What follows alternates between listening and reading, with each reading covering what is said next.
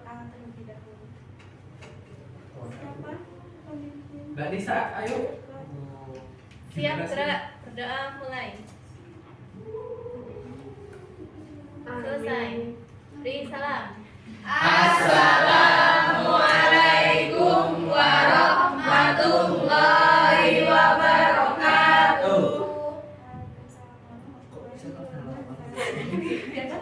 Baik, untuk materi pagi siang hari ini yaitu perdagangan internasional. Ada yang tahu itu apa perdagangan internasional? Saya. Baik, silahkan.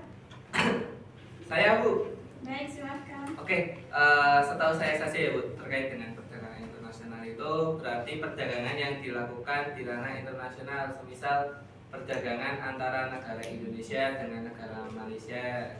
Itu contohnya ekspor, Indonesia mengekspor kelapa sawit ke Malaysia kayak gitu. Seperti itu, Bu. Oke, baik. Benar sekali yang dikatakan Mas Bayu. Beri tepuk tangan dong.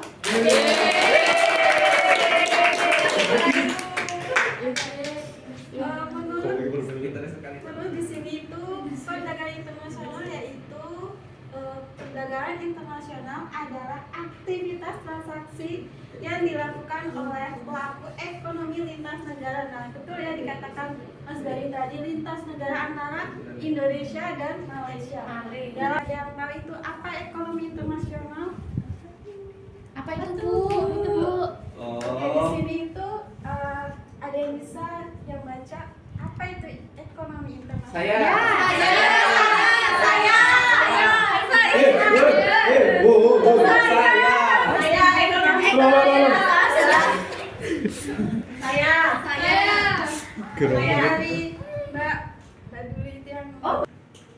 Ekonomi internasional adalah cabang dari ilmu ekonomi yang mempelajari segala sesuatu mengenai hubungan ekonomi antara negara.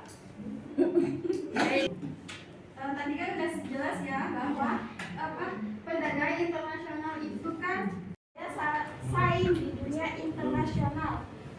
Nah, yang ketujuh memperluas lapangan kerja dan keempat mempererat. Oke. Sudah jelas ya bahwa tadi kan perdagangan internasional itu dapat diartikan pula sebagai kegiatan tukar menukar atau jual beli barang dan jasa. Nah, tujuannya untuk kedua belah negara atau lebih negara untuk tujuannya untuk keuntungan. Dan keempat itu memperluas pasar produksi dalam negeri. Ada yang tahu itu apa sih memperluas hasil produksi di dalam negeri itu? Saya. Oke, silahkan jawab. Oke, saya. Memperluas pasar hasil produksi dalam negeri berarti kan kalau semisal kegiatan itu misal ekspor ya, itu kan pasti negara-negara itu kan butuh yang namanya barang-barang atau jasa-jasa yang besar gitu, yang mana ketika kegiatan ekspor ini dilakukan, perdagangan internasional ini dilakukan, maka produsen-produsen dalam negeri ini akan meningkatkan kaitannya dengan jumlah produksi untuk memenuhi kebutuhan negara yang akan menjadi tujuan ekspor kayak gitu. Mungkin seperti itu, Bu. Baik, benar sekali yang dikatakan Mas Bayu. Apakah ada yang lain untuk membahas tentang memperluas pasar hasil produksi dalam negeri?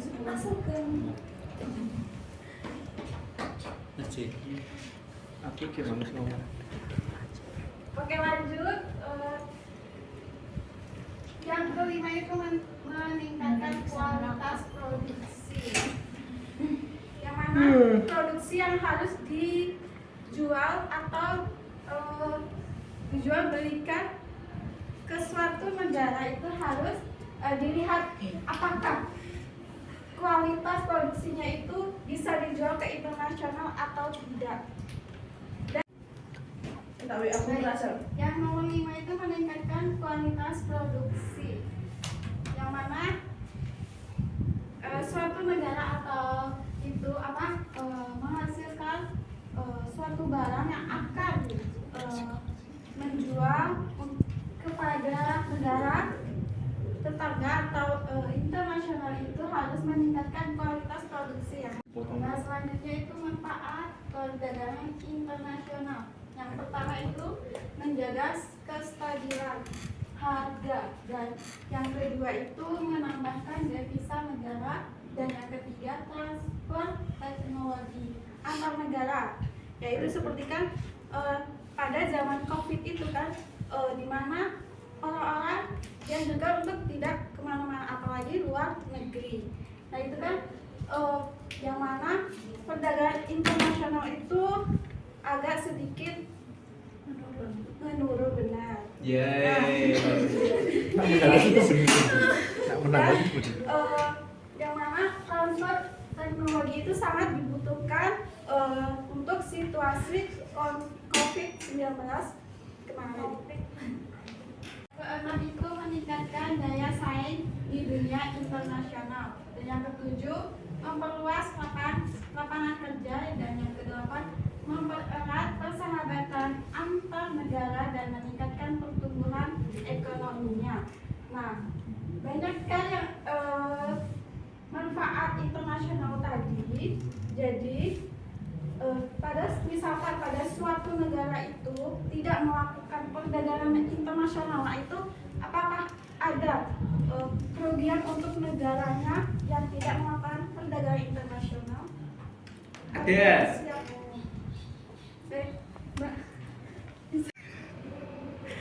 Mungkin beberapa kerugian dari suatu negara yang tidak melakukan perdagangan internasional, salah satunya adalah kecilnya atau sempitnya pasar atau market dari produsen yang ada di suatu negara tersebut. Kemudian yang kedua adalah pastinya jumlah lapangan pekerjaan yang sedikit, karena memang keterbalikan dari kelebihan perdagangan internasional itu. Mungkin salah satunya itu. Kemudian dampak yang berkepanjangan itu akan membuat suatu negara tersebut tidak berkembang. Baik, terima kasih. Nah, bagus sekali yang dikatakan Mbak Messi, udah bagus banget. Nah, ya benar sekali ya yang dikatakannya itu. Dikatakan rugi, benar. Rugi yaitu misal ada suatu negara yang tidak melakukan perdagangan internasional, itu nantinya adanya faktor pendolaran dan hambatan terkait perdagangan internasional di negaranya. Yaitu ada beberapa faktor pendolaran perdagangan internasional, yaitu pertama perbedaan sumber daya alam. Nah, dan yang kedua adanya perbedaan sumber daya manusia. Nggak cuma alam aja ya yang menghambat yang mendorong faktor mendorong perdagangan internasional. Dan yang ketiga itu adanya keuntungan dari spesialisasi. Nah, spesialisasi itu apa sih? Ada yang tahu? Keuntungan dari spesialisasi.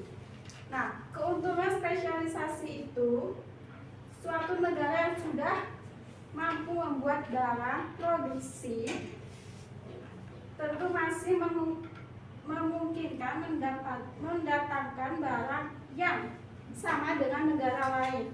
Nah, hal ini menyebabkan harganya itu lebih murah jika dibandingkan produksi yang sama di negaranya. Dan yang keempat itu adanya disebabkan oleh selera atau diversifikasi produk. Dan kelima itu perbedaan teknologi. Dan keenam kemampuan negara memproduksi barang atau jasa. Dan yang ketujuh itu perbedaan biaya produksi. Dan kedelapan itu perbedaan sosial dan kebudayaan. Selanjutnya itu faktor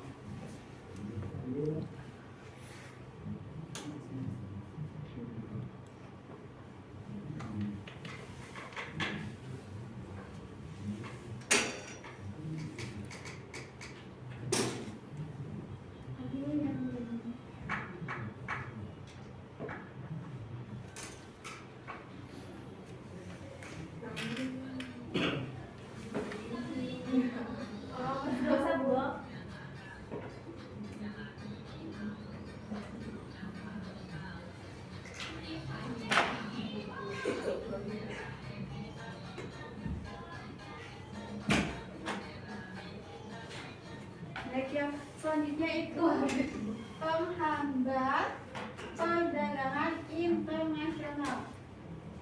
Dan tolong sebutkan apa sih faktor penghambatan perdagangan internasional di sini? Ya, satu. Kebijakan proteksi oleh pemerintah. Oke, yang kedua, selanjutnya yang kedua. Kedua, apresiasi mata uang dalam negeri. Baik. Dan yang ketiga itu kualitas sumber daya uangnya.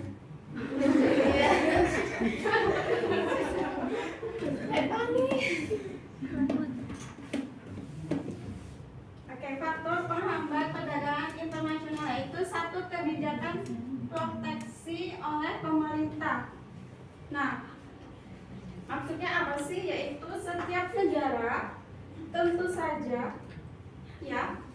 saja kewajiban untuk melindungi diri dari berbagai memungkinkan yang dapat memberikan perekonomiannya dengan melindungi dalam negeri itu. Diharapkan negara memberikan perekonomiannya dengan melindungi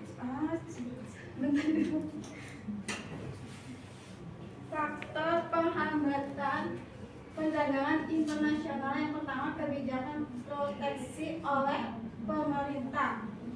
Nah, maksudnya yaitu setiap negara tentu saja berkewajiban untuk melindungi diri dari berbagai kemungkinan yang dapat memberikan perekonomiannya dengan melindungi dalam negeri itu. Diharapkan negara mampu keuntungan dari aktivitas perdagangan internasional. Nah, ada dua alasan kuat yang mendorong lahirnya kebijakan proteksi ini, yaitu yang pertama, untuk melindungi perekonomian domestik dari tindakan negara atau perusahaan asing yang tidak adil. Dan yang kedua itu untuk melindungi industri-industri domestik yang masih baru berdiri. Dan yang kedua itu adanya apresiasi mata uang dalam negeri. Dan yang ketiga, kualitas sumber daya yang rendah. Keempat, perbedaan sistem pembayaran antar negara yang solid dan resiko tinggi. Dan yang kelima itu terjadinya perang. Dan ada yang tahu nggak sih faktor yang baru-baru ini terjadinya perang? Israel, Palestina. Nah, benar banget ya. Yang baru ini terjadi. Dan yang keenam itu proteksi wilayah regional. Dan yang ketujuh, jarak antar negara atau biaya transportasi yang mahal. Nah, selanjutnya itu teori perdagangan internasional, yaitu ada Teori klasik dan teori modern. Nah, teori klasik itu apa sih? Yang itu udah. Apa sih? Apa itu? Kadieu. Nggak tahu. Aku main gitu lagi. Terus bos. Ibu mama. Oke, teori klasik itu memutuskan perdagangan pada analisis dan deskripsi organisasi.